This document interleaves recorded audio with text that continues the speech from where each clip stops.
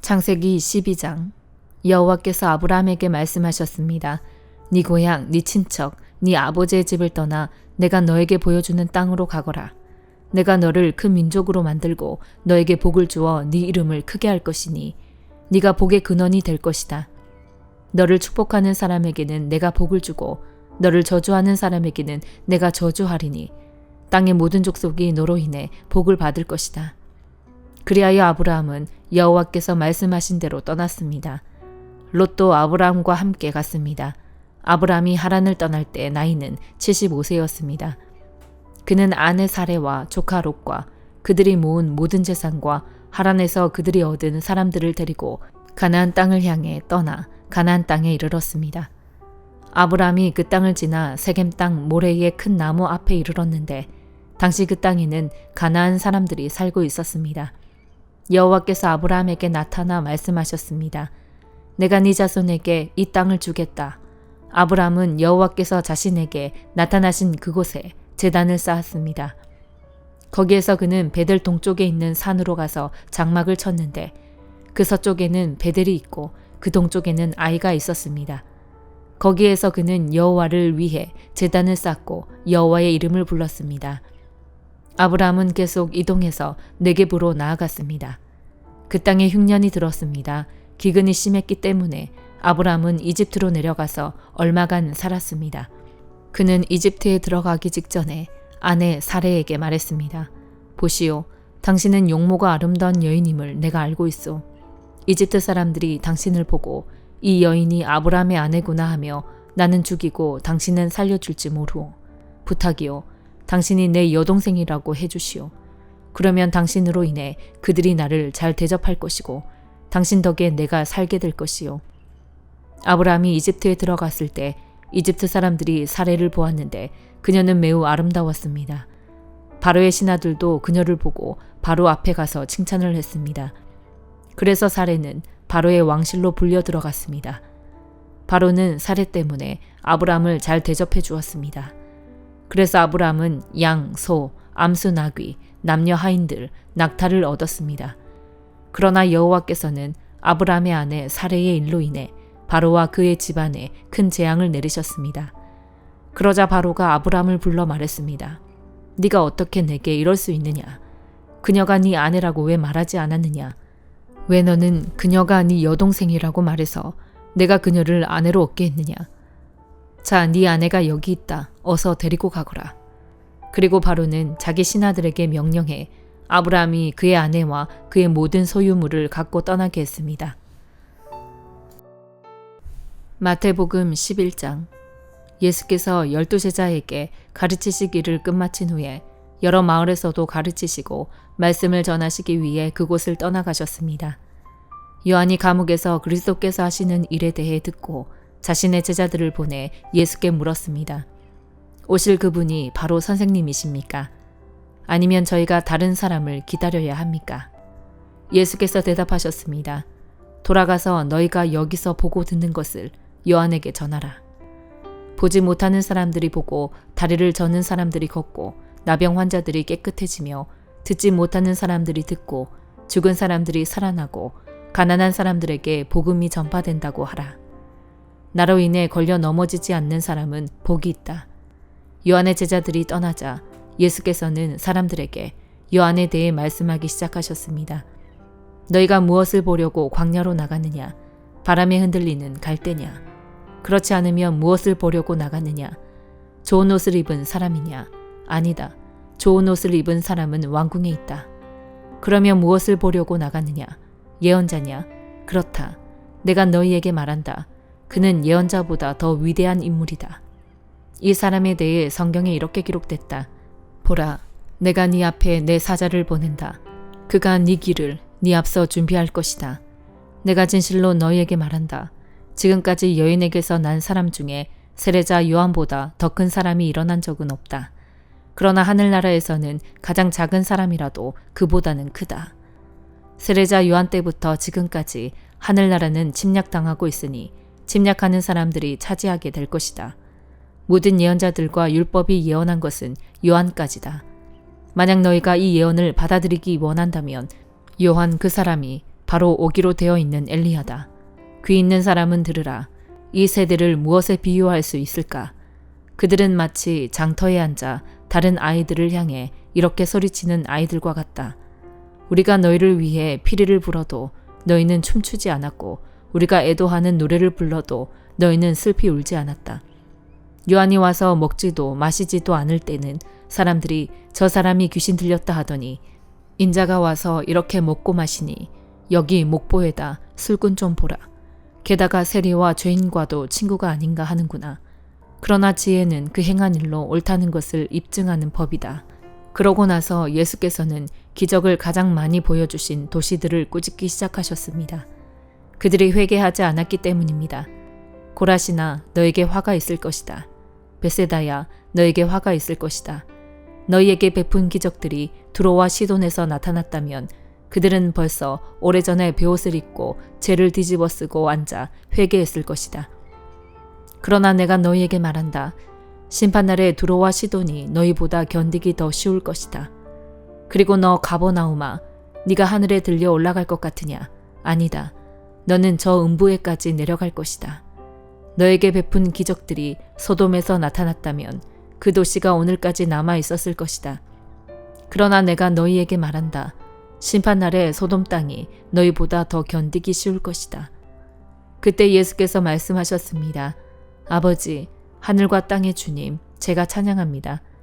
이 모든 것을 지혜롭고 학식 있는 사람들에게는 감추시고 어린 아이들에게는 나타내셨습니다. 그렇습니다. 아버지, 이것이 바로 아버지의 은혜로우신 뜻입니다. 내 아버지께서 모든 것을 내게 맡기셨습니다.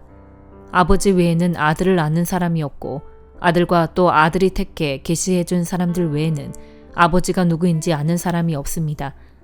수고하고 무거운 짐을 진 모든 사람은 다 내게로 오라.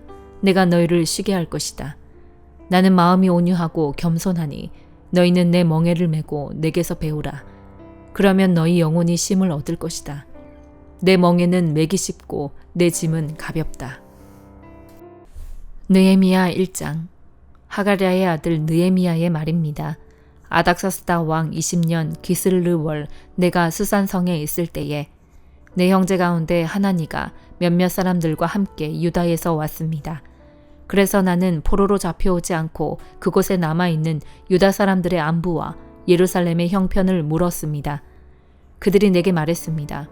포로로 잡혀오지 않고 그 지방에 남아있는 사람들은 지금 큰 고난과 수모를 당하고 있습니다. 예루살렘 성벽은 무너졌고 그 성문들은 다 불에 탔습니다. 나는 이 말을 듣고 그만 주저앉아 울고 말았습니다. 나는 몇 날 며칠 동안 슬픔에 잠긴 채 금식하면서 하늘의 하나님 앞에 기도하며 말했습니다. 하늘의 하나님 여호와, 크고 두려운 하나님이여, 하나님을 사랑하고 그 계명을 지키는 사람들과 맺은 사랑의 언약을 지키시는 하나님이여, 주의 종들인 이스라엘 백성들을 위해 주의 종이 밤낮으로 주 앞에 기도하니 주께서는 귀를 기울이시고 눈을 떠서 이 기도를 들으소서. 저와 제 조상의 집을 비롯해 우리 이스라엘 족속이 주님을 거역했던 죄를 고백합니다. 우리가 주께 매우 악하게 굴었습니다. 주께서 주의 종 모세에게 주신 계명과 율례와 규례를 우리가 지키지 않았습니다. 주께서 주의 종 모세에게 하신 말씀을 기억하소서. 너희가 만약 죄를 지으면 내가 너희를 여러 민족들 가운데로 흩어버릴 것이고 만약 너희가 내게 돌아와 내 계명을 지키면 너희 포로된 사람들이 하늘 끝에 있더라도 내가 그들을 거기에서부터 불러 모아 내 이름을 위해 선택해 놓은 곳으로 데려올 것이다 라고 하시지 않았습니까? 그들은 주께서 주의 큰 능력과 주의 강한 손으로 구속하신 주의 종이요 주의 백성들입니다. 주여, 이 종의 기도와 주의 이름을 경외하기를 기뻐하는 주의 종들의 기도에 귀를 기울이소서. 오늘 주의 종이 이 사람 앞에서 은총을 입고 잘되게 하소서. 그때 나는 왕에게 술을 따라 올리는 사람이었습니다. 사도행전 11장. 유대에 있는 사도들과 형제들이 이방 사람들도 하나님의 말씀을 받았다는 소식을 들었습니다. 그래서 베드로가 예루살렘에 올라갔을 때 할례받은 신자들이 그를 비난하며 당신이 어떻게 할례받지 않은 사람들의 집에 들어가 그들과 함께 식사를 할 수 있소? 라고 물었습니다. 베드로가 입을 열어 그 일의 자초지종을 차근차근 설명하기 시작했습니다. 내가 요빠에서 기도하다가 비몽사몽간에 환상을 보았는데 하늘에서 큰 보자기 같은 게 내 기퉁이가 묶인 채로 내가 있는 곳까지 내려오는 것이 보였습니다. 내가 그 안을 들여다보니 4발 달린 땅의 짐승들과 들짐승들과 기어다니는 것들과 공중의 새들이 있었습니다. 그때 베드로야 일어나 잡아먹어라 하는 소리가 내게 들렸습니다. 그러나 나는 말도 안 됩니다. 주님, 불결하거나 더러운 것은 한 번도 제 입에 들어간 적이 없습니다. 라고 대답했습니다. 그런데 하늘에서 다시 하나님께서 깨끗하게 하신 것을 불결하다고 하지 마라 하는 음성이 들려왔습니다. 이런 일이 3번 일어난 후에 모든 것이 다시 하늘로 올라갔습니다. 바로 그때 가이사랴에서 나를 부르러 온 3사람이 내가 묵고 있던 집을 찾아왔습니다. 그리고 성령께서 그들과 함께 가기를 주저하지 말라고 내게 말씀하셨습니다. 여기 있는 이 6명의 형제들도 나와 함께 고넬료의 집으로 들어갔습니다. 고넬료는 자기 집에 천사가 나타나서 요빠에 사람을 보내 베드로라 하는 시몬을 찾아라. 그가 너와 네 온 집을 구원할 말씀을 가져올 것이다 라고 한 이야기를 우리에게 전해주었습니다. 내가 말을 시작하자 성령이 처음 우리에게 내려오신 것처럼 그들에게도 내려오셨습니다. 그때 나는 요한은 물로 세례를 주었지만 너희는 성령으로 세례를 받을 것이다 라고 하신 주의 말씀이 생각났습니다. 그러니 하나님께서 주 예수 그리스도를 믿는 우리에게 주신 바로 그 선물을 그들에게도 주셨는데 내가 누구라고 감히 하나님을 반대할 수 있겠습니까? 그들은 이 말을 듣고 더 이상 할 말이 없었습니다.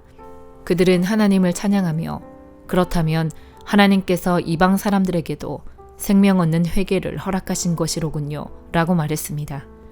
그 무렵 스데반의 일로 인해 핍박을 받아 뿔뿔이 흩어진 사람들은 페니키아, 키포로스 그리고 안디옥까지 건너가 유대 사람들에게만 말씀을 전하고 있었습니다. 그런데 그 가운데 키프로스와 구레네 출신인 몇 사람은 안디옥으로 들어가 그리스 사람들에게도 주 예수의 복음을 전하기 시작했습니다. 주의 손이 그들과 함께 하셔서 많은 수의 사람들이 믿고 주께 돌아왔습니다.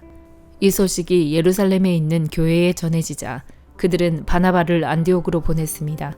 바나바는 안디옥에 도착해 하나님의 은혜가 내린 것을 보고 기뻐하며 온 마음을 다해 주께 끝까지 충성하라고 그들 모두를 격려했습니다. 그는 착하고 성령과 믿음이 충만한 사람이었기 때문에 수많은 사람들이 주께 나오게 됐습니다. 그리고 바나바는 사울을 찾으러 다소로 가서 그를 만나 안디옥으로 데리고 왔습니다. 그리하여 바나바와 사울은 1년 내내 그곳 교회에 머물면서 많은 사람들을 가르쳤습니다. 그리고 안디옥에서 제자들은 처음으로 그리스도의 사람이라고 불리게 됐습니다. 이 기간 동안 몇몇 예언자들이 예루살렘에서 안디옥으로 내려왔습니다. 그들 가운데 아가보라는 사람이 있었는데 그가 일어나 로마 전역에 심한 기근이 들 것이라고 성령으로 예언했습니다. 이 일은 글라우디오 황제가 다스리는 때에 일어났습니다. 제자들은 각자 자기 형편에 따라 유대에 살고 있는 형제들을 돕기로 했습니다. 그들은 이렇게 해서 모은 헌금을 바나바와 사울 편으로 예루살렘 교회 장로들에게 보냈습니다. 아멘.